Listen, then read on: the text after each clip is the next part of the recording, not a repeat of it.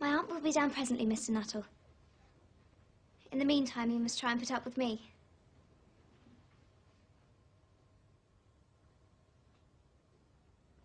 It is very kind of you to wait with me.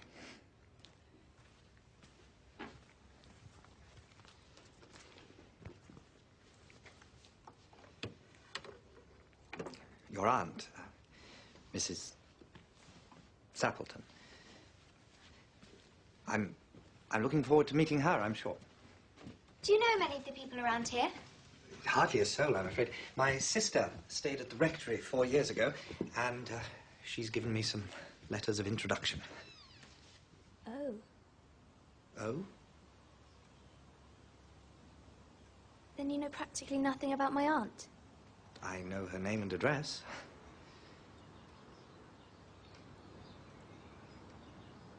Her great tragedy happened just 3 years ago.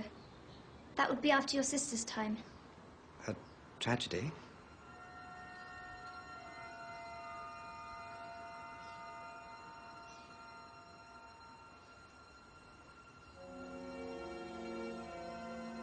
You may wonder why we keep these French doors open on such a cold afternoon.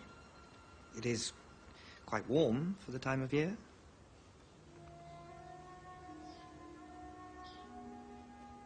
Out through those doors, 3 years ago to a day, my aunt's husband and her 2 sons went off for their day's shooting. They never came back.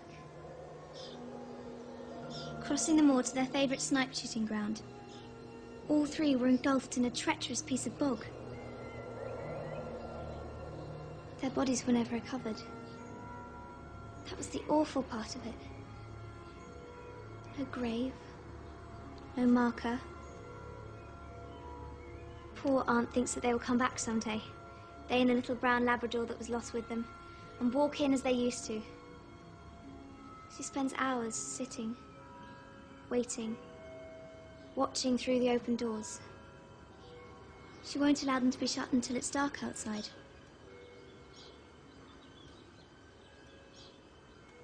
Oh, I'm sorry. Do sit down, Mr. Nuttall.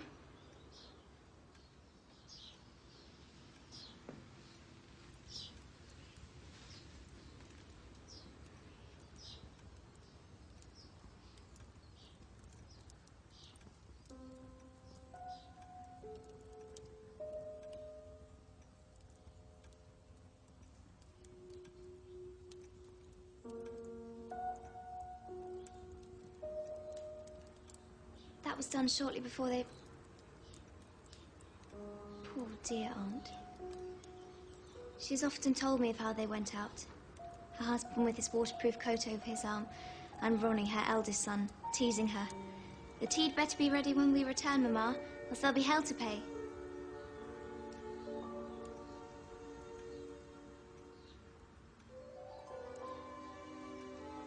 Do you know? Sometimes, on still, quiet evenings like this, I almost get a feeling that they will all just walk in through those doors.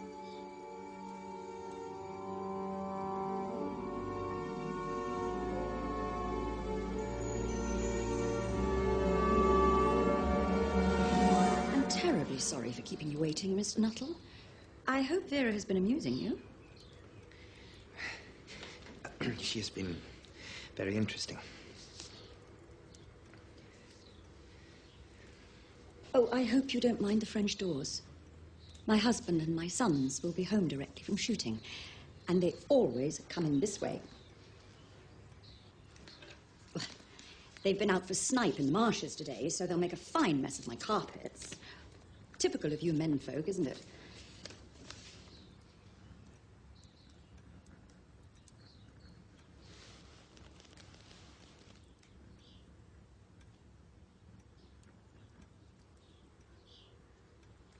They're calling it nervous exhaustion.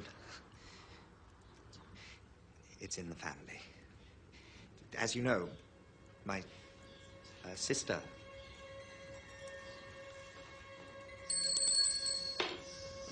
Is the tea ready? Make sure it is. I seem to remember your sister.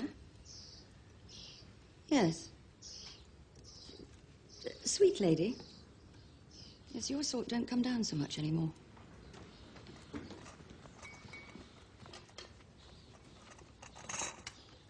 I hope your stay will be peaceful.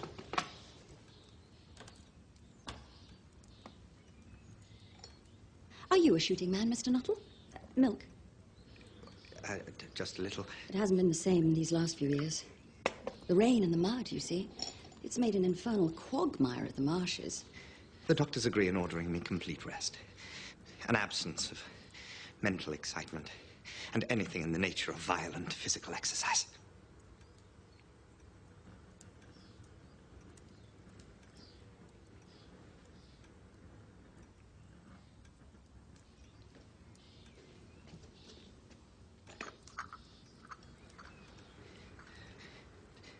On the subject of diet, though, they're not in such agreement. No.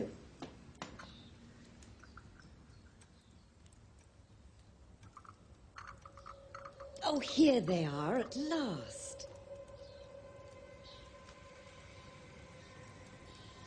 And don't they look as if they're muddy up to the eyes?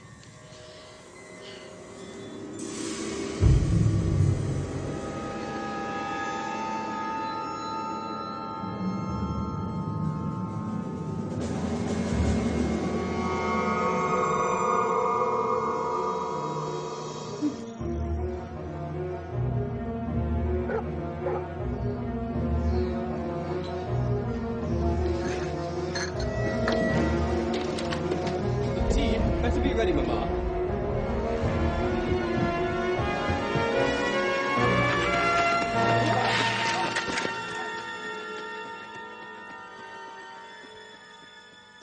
Oh, you're covered in mud. Oh, fairly muddy, my dear, but most of it's dry. They'll need to get used to it if we go to war. Oh, please, let's not talk about that. We'll be home by Christmas, you'll see. Check. Who was that who bolted out as we came up? The most extraordinary man, a Mr. Nuttall.